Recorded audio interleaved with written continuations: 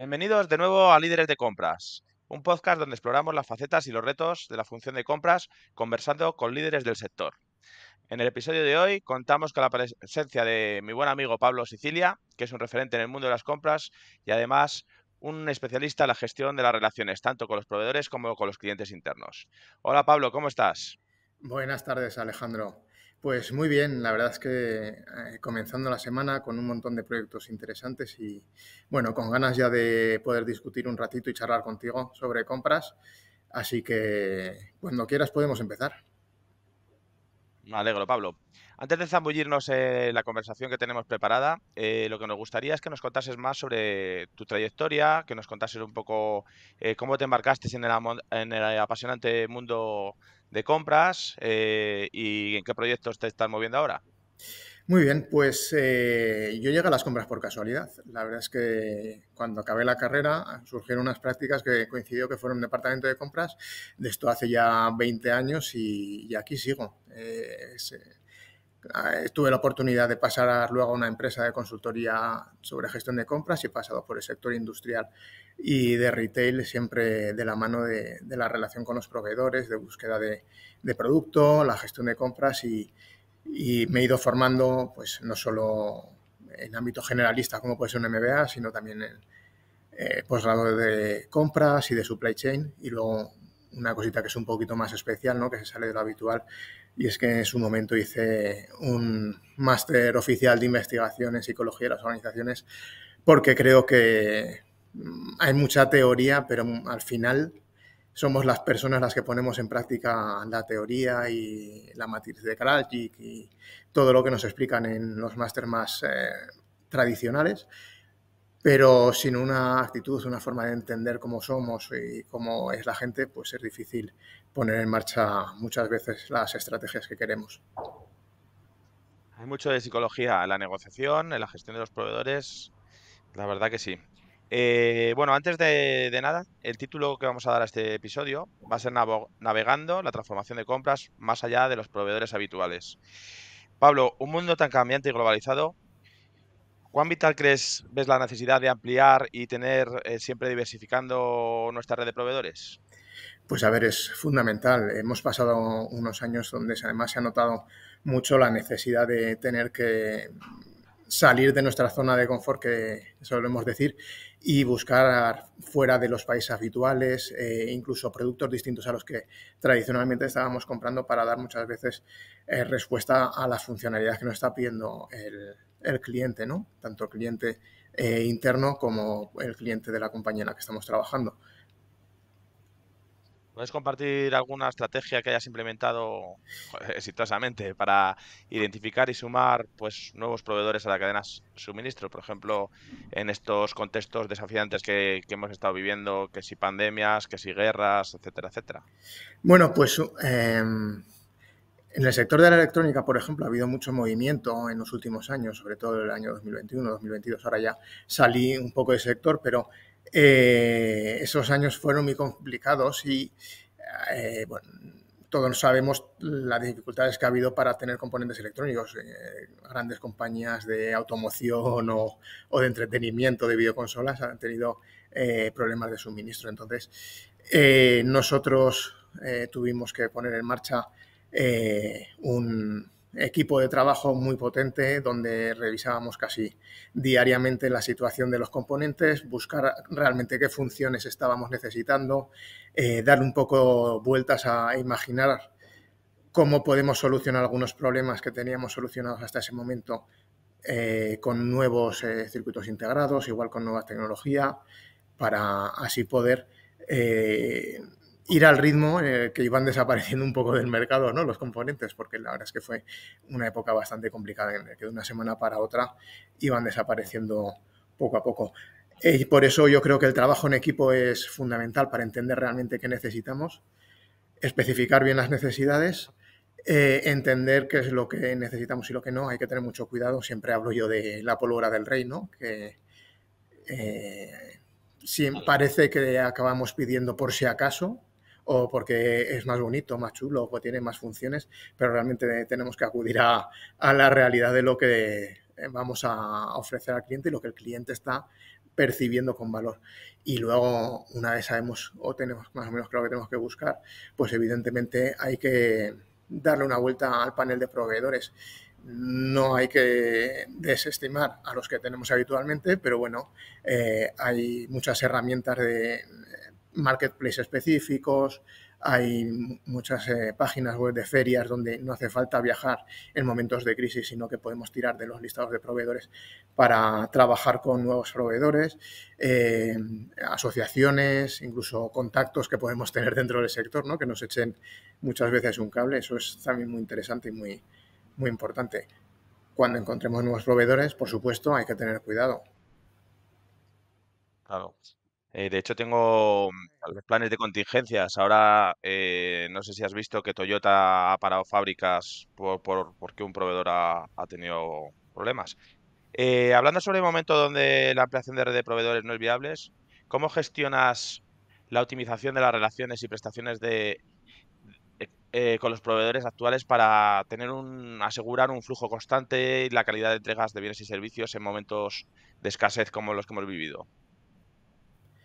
Bueno, pues la gestión en el momento de crisis es importante, pero es más sencilla cuando se hace un trabajo previo, ¿no? Cuando tú tienes claro el análisis de tus productos, cuáles son los críticos, cuáles son los cuellos de botella y tener ahí ya un trabajo previo hecho de tener varios proveedores, de cuidarlos, de que sean partners que colaboren contigo y a partir de ahí visitarlos, entender muy bien cuáles son sus problemas. Muchas veces pues nos dicen que no nos pueden suministrar algo, pero no sabemos muy bien cuál es la razón, ¿no? Hay que acercarse y entender cuál puede ser esa razón y ver de qué manera nosotros le podemos ayudar en algunos casos.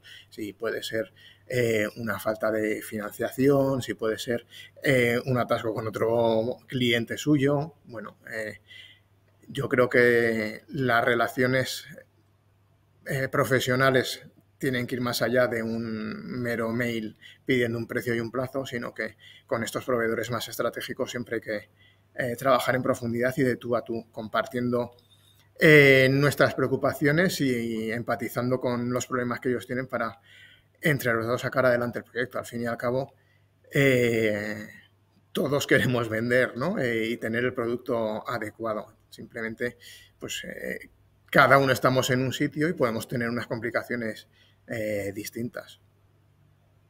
Es que al final el día a día muchas veces nos obliga a ir a lo urgente y no nos damos cuenta que aprendemos más un día fuera de la oficina que un mes en ella muchas veces. Visitar a nuestros proveedores, sobre todo los más estratégicos, ¿no? Para entender su entorno, tanto interno como externo, y lo que tú dices, pues si tienen un problema en un momento dado y poder ayudarlos, yo creo que es parte vital de esta gestión de la relación de los proveedores. Hay que salir más de oficina, ¿no? Aunque a veces ya te digo que es difícil, ¿no? Lo de salir de la oficina es fundamental. Yo paso varias semanas al año fuera visitando los distintos proveedores y nuevos proveedores, ferias en distintos países, porque también hay que apostar un poco por buscar fuera de contexto, ¿no? ¿Qué digo yo? Porque eso también te puede dar sorpresas muy agradables de encontrarte gente muy profesional, más allá de los mercados habituales. Claro. Sobre eso iba mi siguiente pregunta. Cuando la búsqueda de nuevos proveedores se complica o se estanca, tiramos mucho de Google. ¿Qué alternativa nos recomiendas para no quedarnos ahí en punto muerto, estancado? Bueno, la primera apuesta siempre es Google, ¿no? Además es Google, no son otros buscadores. Hace poco leí una anécdota muy divertida, ¿no? Que tiene que ser un poco desesperante para algún buscador de la competencia de Google, que la primera búsqueda que hace la gente en tu buscador es Google. Entonces, eso Sí, porque al final muchas veces utilizar Google, o sea, te intentan cuando contratas o instalas algún aplicativo, hace que empiezas con un ordenador, pues te sale el propio de la marca, ¿no? y al Y al final, final lo primero que haces es cómo voy a Google. sí, parece que solo sabemos buscar en Google, ¿no? Bueno, antes hemos hablado de las ferias. Las ferias ir es muy interesante. Si tenemos mucha urgencia, las ferias suelen ayudarnos con los listados de visitantes que tienen. Hay metabuscadores de ferias, por ejemplo, por países. Hay buscadores por sectores que nos pueden ayudar a centrar mucho el tiro. Cámaras de comercio, organizaciones oficiales, contactos que podemos tener ahora con LinkedIn también es una herramienta, ¿no? Asociaciones profesionales, buscar la asociación profesional del plástico, de la electrónica o de lo que necesites o del producto de hogar en los países que quieras empezar a buscar, ¿no? Luego, pues, otro tema que es interesante también es que a veces tenemos proveedores en nuestro RP que en su momento dejamos de trabajar con ellos y nos olvidamos de que igual repasar, ¿no? Puede ser que hace 10 o 15 años tuvieras un problema y le pusieras en la lista negra, pero ahora igual te puede ayudar, todos cambiamos, ¿no? Todos podemos redimirnos de nuestros errores, ¿no? Pero incluso puede ser por una mala relación, a lo mejor con un comercial que a lo mejor ya ni sigue la empresa. O sea, está claro que hay proveedores de renombre que a lo mejor contigo no han funcionado en un momento dado, pero que no significa que sean malos proveedores muchas veces. Entonces, y cuando nosotros vamos mucho a las ferias, cuando vamos a una feria lo que nos gusta también es prepararnos antes de ir a esa feria qué proveedores de los que están exponiendo son los que queremos visitar y llevar como ya un checklist de lo que queremos hacer para tampoco perder tiempo por los pasillos deambulando con cosas que no nos interesen. Pero bueno, supongo que habrá técnicas de todos los Bueno, colores para depende, esto, ¿verdad? depende mucho también de lo que vas a buscar. Si buscas que te sorprendan, probablemente Claro. lo que necesitas es justo lo contrario, ¿no? Ir a ver si a proveedores o pabellones que no son los habituales, porque de repente puedes encontrarte con que hay algún nuevo material que estén utilizando, nuevas maneras de hacer las cosas, ¿no? O de exponerlo incluso. Ir también, si se puede, de la mano del equipo de diseño, del equipo comercial, para tener una visión un poco distinta, no solo de compra, sino también de producto, ¿no? Y de mercado. Por ahí va la siguiente pregunta que te iba a hacer, pero antes de eso, hay un tema que no se suele trabajar mucho, parece que desde compras a veces somos como tímidos, y es el networking entre compradores. Mm. Y a lo mejor un comprador, sea competidor tuyo o no sea competidor, que compra los mismos componentes o parecidos, pues nos puede dar sus proveedores de preferencia. Y esto yo veo que en compras se trabaja poco. Pero bueno, esto lo dejo ahí Sí, como idea. LinkedIn ahora nos ayuda mucho, pero yo he encontrado algunos proveedores de algún proveedor al que le he preguntado, oye, esto no es tu negocio, pero ¿cómo tienes tú a alguien que me pueda ayudar o conoces a alguien, ¿no? Porque incluso aunque solo sea por relaciones en la cafetería, en el polígono, ¿no? Pero eh, hay mucha gente por ahí y haciendo cosas y no todo el mundo tiene igual esa capacidad para salir y mostrarse a todos los clientes. O tienen igual sus clientes más o menos hechos y tampoco tienen esa necesidad imperiosa de encontrar otros nuevos, pero si tú acudes, que eso también es muy importante, la proactividad como comprador para buscar nuevos proveedores, no hay que esperar a que nos vengan a decir. Y una herramienta que se me ha pasado antes o que no hemos nombrado es que buscadores muy específicos por sectores. Conocemos muchos Made in China o Europages o Compass, pero hay Ujú. algunos especializados en electrónica o especializados en TFT o en el sector de la aviación. Bueno, hay que dedicarle un poquito de tiempo a eso. Y en muchos casos, cuando tienes un equipo de compras, lo mejor es tener una persona que le puede dedicar la mayor parte del tiempo a eso. Si dejamos para los ratos en los que no tenemos urgencias, el trabajo de búsqueda de proveedores se resiente. Sí, porque además necesitamos tener un panel antes de que tengamos un problema. Necesitamos tener un panel de proveedores, digamos, homologados o semi-homologados antes de que te quedes Mm. sin alternativas, ¿no? Siguiendo un poco por donde ibas, que te he cortado, a menudo se menciona la idea de redefinir especificaciones técnicas o el alcance de un servicio a contratar. ¿Puedes explicarnos cómo podemos hacer esto de forma práctica y sencilla para que el comprador que nos esté escuchando ahora lo pueda llevar a cabo esta tarea en colaboración con, evidentemente, con las partes interesadas, con sus clientes internos a los que tenemos que dar servicio. Muy bien. Bueno, hay que intentar sentarse con los equipos, ¿no? Siempre se muestra mucho en las formaciones de compras que cuanto antes entre desde el departamento de compras en el diseño de un producto, más probabilidad hay de que consigamos un producto económico y bien orientado. Si entramos ya cuando solo tenemos que comprar para producir, ¿no? Que prácticamente estamos hablando de aprovisionamiento, no de compras, entonces tenemos un problema. Si empezamos en el equipo de diseño, y es algo que a mí me gusta hacer bastante, es juntarnos con el equipo comercial, con el equipo de diseño, con marketing y en muchos casos incluso con finanzas, para ver qué es lo que necesitamos, cuánto, dentro de lo que necesitamos realmente, qué es lo importante y lo que no, porque nos podemos encontrar con dos escenarios, o una especificación muy concreta, muy descriptiva, incluso una marca, ¿no? Con lo cual estamos bastante Ujú. cogidos allí. Si te dan una marca, estás en monopolio. Prácticamente sí, igual puedes negociar el pequeño margen del distribuidor si es que hay varios distribuidores de la misma marca, Mm. pero es muy poquito, ¿no? Claro, esto tiene una ventaja y es que al final es más rápido y más fácil y muchas veces el riesgo de diseño cae por cuenta de la marca, ¿no? Pero te limita muchas opciones, suelen ser más caros, limita la competencia, no puedes Ujú. definir para lo que necesitas si es algo muy tecnológico.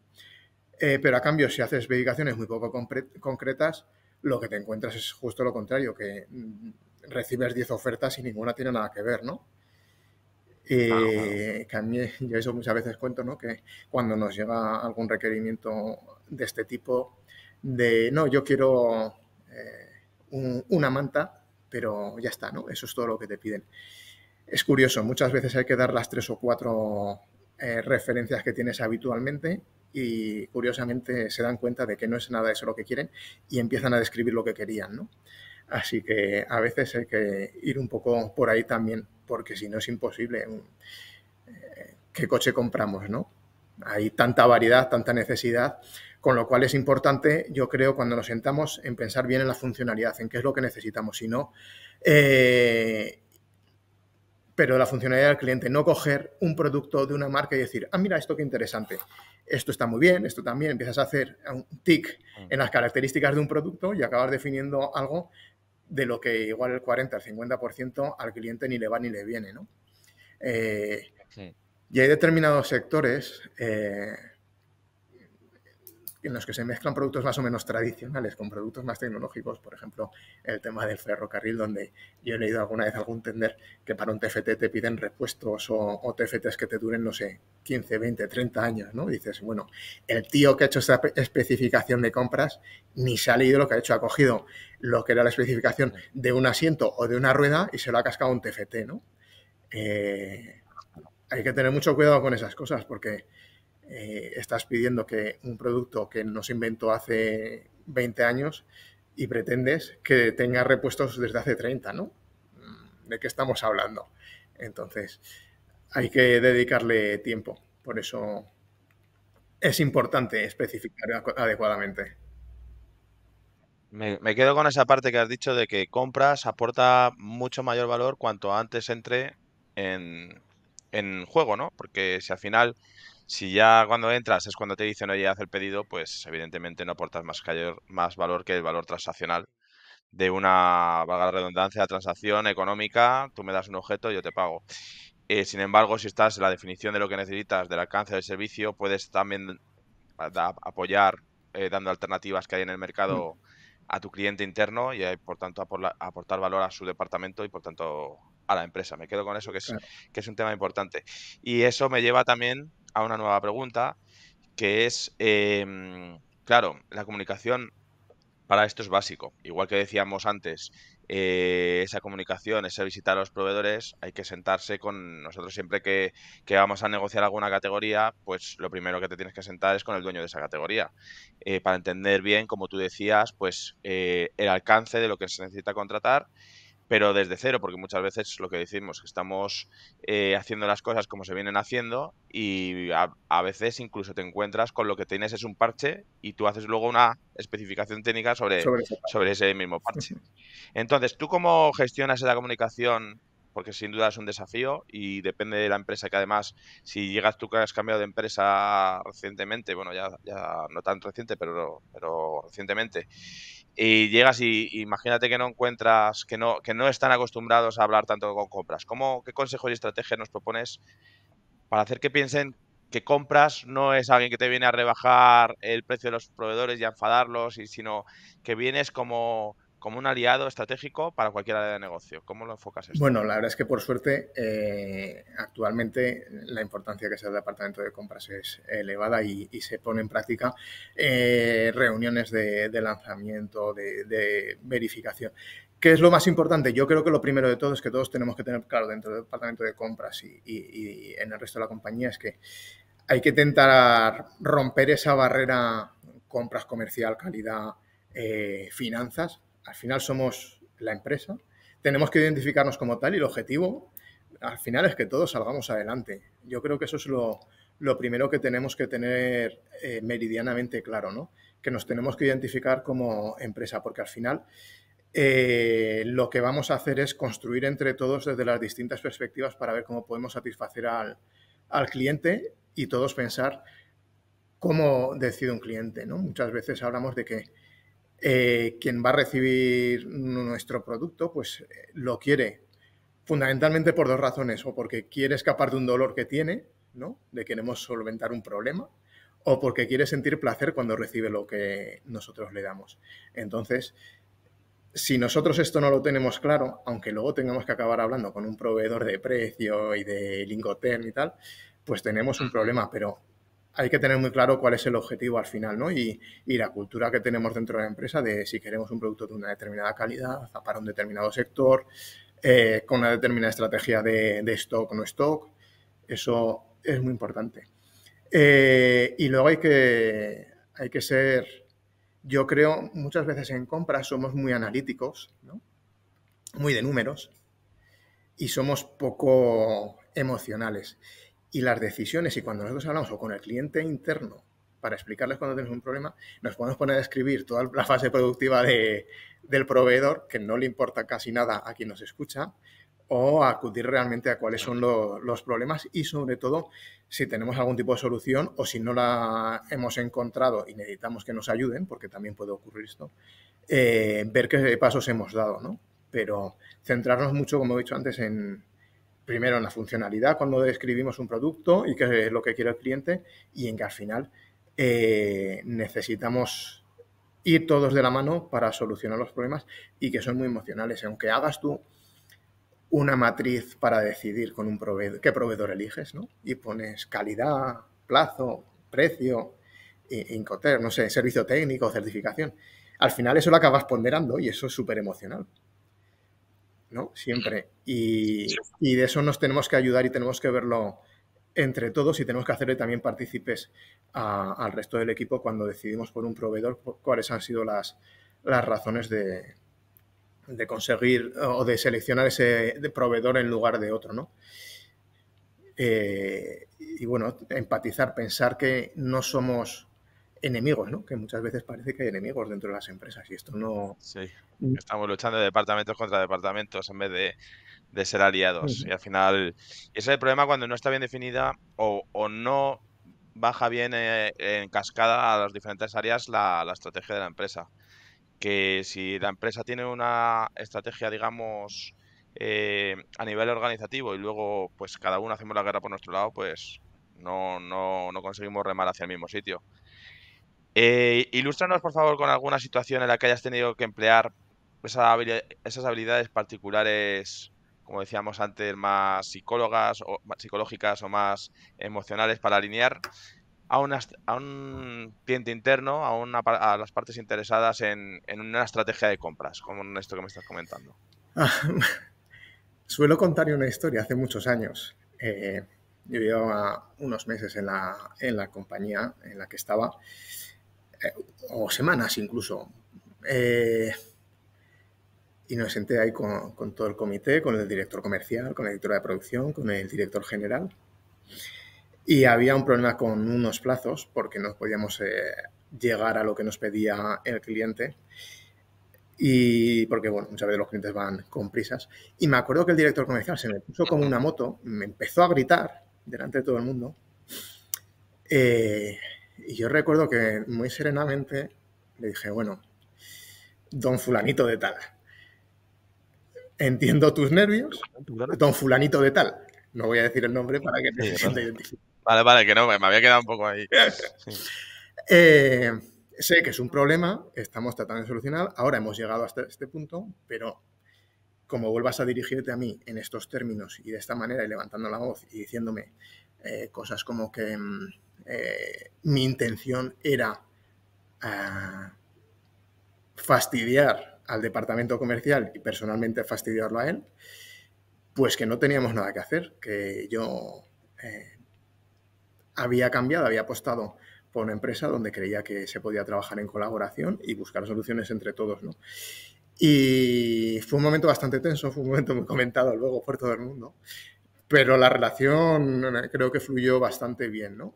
A partir de ahí se dio cuenta de que mi intención era, y que yo sabía que había un problema, pero mi intención era ayudar en la medida de lo posible. Y en ese momento no tenía toda la solución, pero que estaba trabajando en ello y que le estaba pidiendo ayuda en una serie de aspectos, a ver si podíamos reorientar o empezar a suministrar por otro lado para encontrar una solución, ¿no? Entre todos. Mm. Es curioso, pero esto pasa más veces de la que podemos imaginar, ¿eh? Al final, muchas veces compras como tiene la culpa de todo porque no llegan pronto las cosas y muchas veces es porque no las han pedido con suficientemente tiempo para que hagamos nuestro trabajo. Efectivamente. Pero bueno, el- estamos hablando de todo el capítulo de cambios de proveedores, de nuevos proveedores, de buscar alternativas para proveedores con proveedores Uh potenciales. -huh. Pero todo cambio conlleva un riesgo. O sea, todo sería fantástico si el proveedor que tenemos ahora actualmente fuera el más competitivo, siempre nos diera el mejor servicio. Entonces, cuando cambiamos también estamos arriesgando. Estamos arriesgando porque un proveedor pasa siempre que se tiene que adaptar a los biorritmos, ¿no? Y a la forma de trabajar de una nueva empresa. Y no quiere decir que no sea capaz de hacerlo, sino que necesita un periodo de adaptación, ¿no? ¿Qué medidas, qué prácticas se pueden tomar para mitigar el riesgo con el proveedor, especialmente en estos cambios con proveedores importantes, sobre todo si son, imagínate, estratégicos? ¿Y cómo equilibrar la necesidad de este cambio con reducir estos riesgos? Bueno, pues lo primero de todo es tratar de hacer una lista de los riesgos que tenemos o que conocemos que pueden ocurrir, ¿no? Para tenerlos claros y empezar a trabajar con ellos y definir planes de contingencia. En algunos casos puede ser teniendo el backup todavía del anterior o trabajando, desarrollando dos proveedores a la vez cuando son estratégicos para evitar precisamente que si falla el único que tienes estés en caída libre. Luego es verdad que hay riesgos que son desconocidos, con los cuales eso sí que tienes que ponerlo de tu parte, si es un en el proyecto, pues añadirle una serie de semanas de plazo para tratar de solventarlos.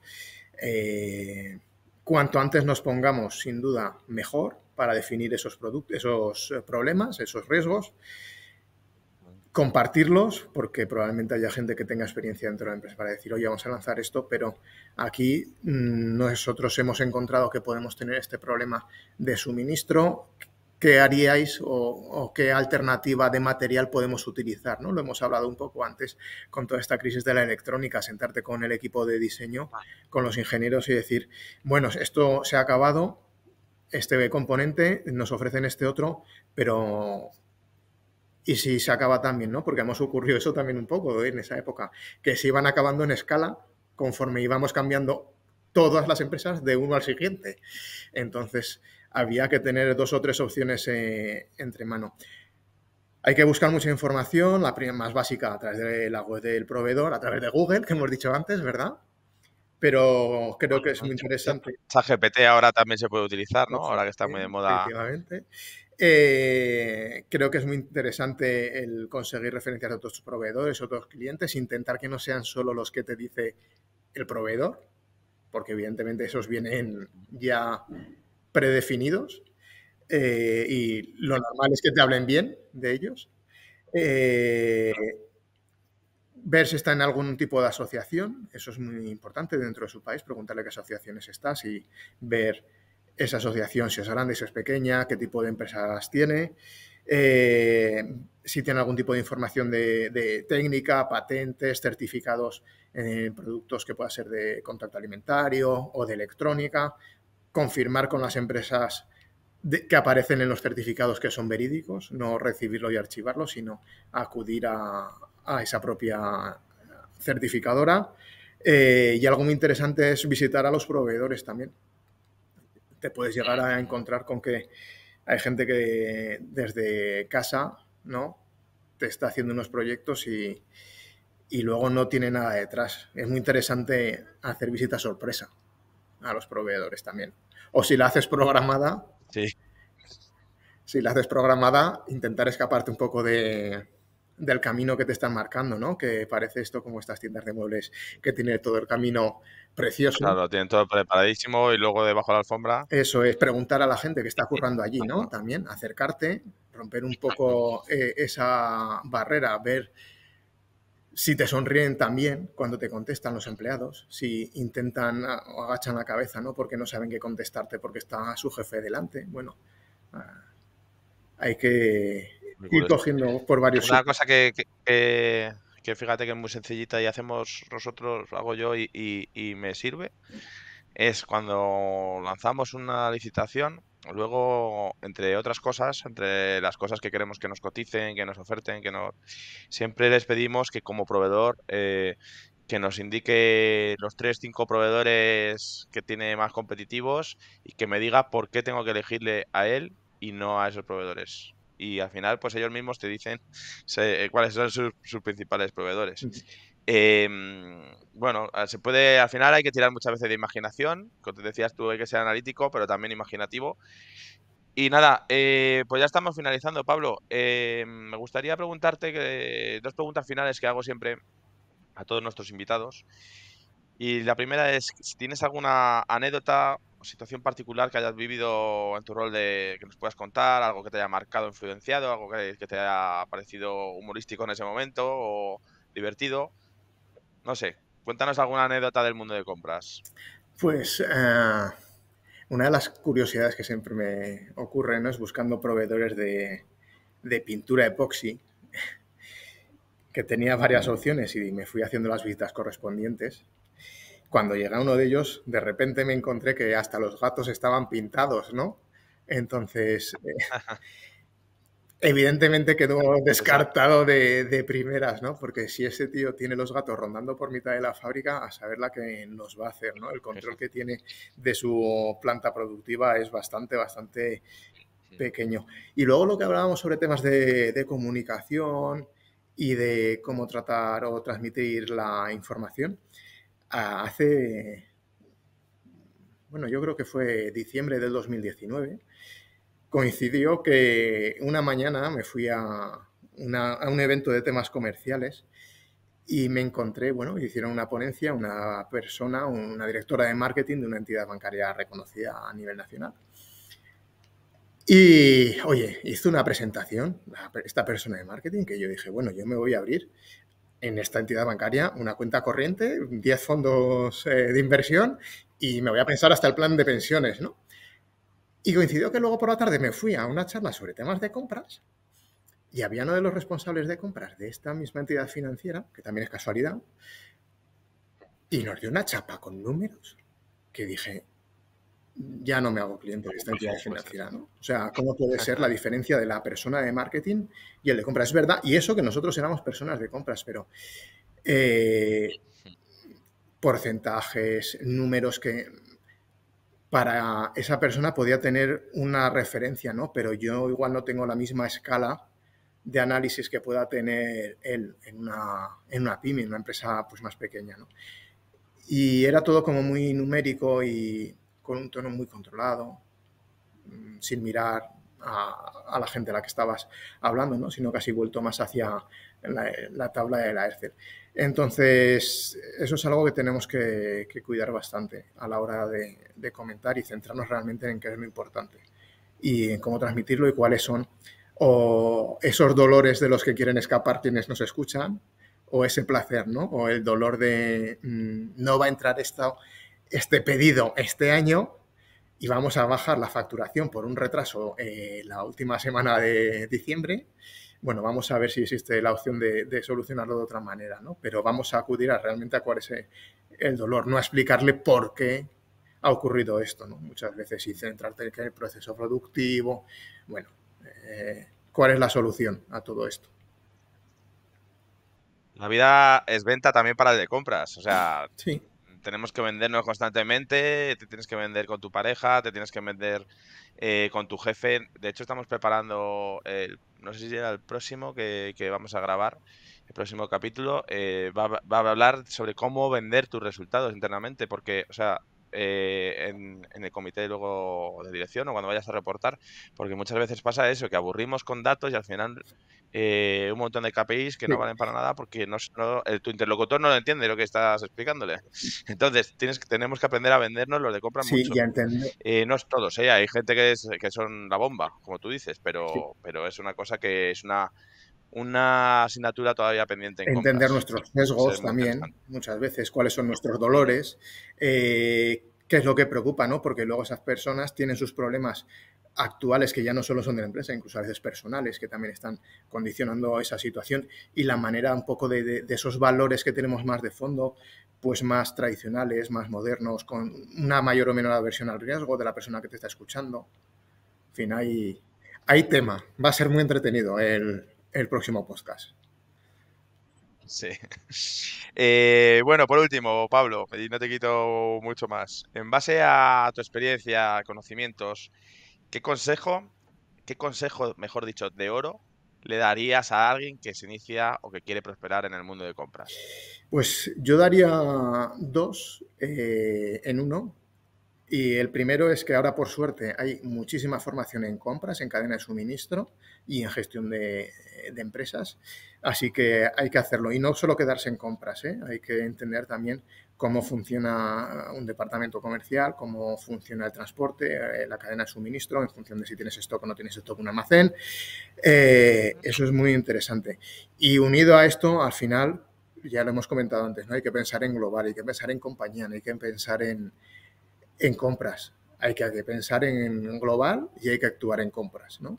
Que, ver cómo podemos ayudar desde nuestra parcela de conocimiento o de responsabilidad a que la empresa tire adelante. Yo creo que Pues nada, sí, muy buenos consejos. En la formación, fíjate que es uno que yo creo que nos estáis dando todos los invitados. ¿Por qué será? Yo creo que es básico estar constantemente sí, actualizándonos. yo cuando empecé no había Em, formación en compras, ¿no? Había un poquito la AERCE mm, que empezaba, que es donde hice yo el primer posgrado.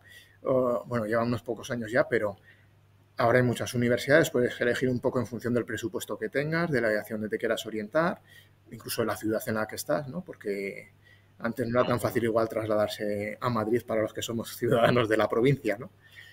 Entonces, ujú. ahora por suerte esto cada vez es más fácil. Hay más oferta, hay más también online en cualquier caso. Puedes tener en presencial fines de semana. La verdad que ahora que no lo haces porque no quiere. Pero también invito a las empresas a, como decía, no sé si eran los de Hewlett Packard, que no hay nada más caro que tener un trabajador, formarle y que se te vaya. Y es lo que es más caro es formarle, no Y que formarle se y te que se quede, te quede. efectivamente. O sea que. Pues nada, Pablo, como siempre, un placer quedar contigo a charlar sobre compras, que nos compartas tu experiencia y tus conocimientos con nosotros. Pues nada, me tienes cuando necesites, te lo agradezco mucho. Sí. Y con esto damos por finalizado este episodio. Nos vemos en el próximo. Muchas gracias. Muchas gracias, Alejandro.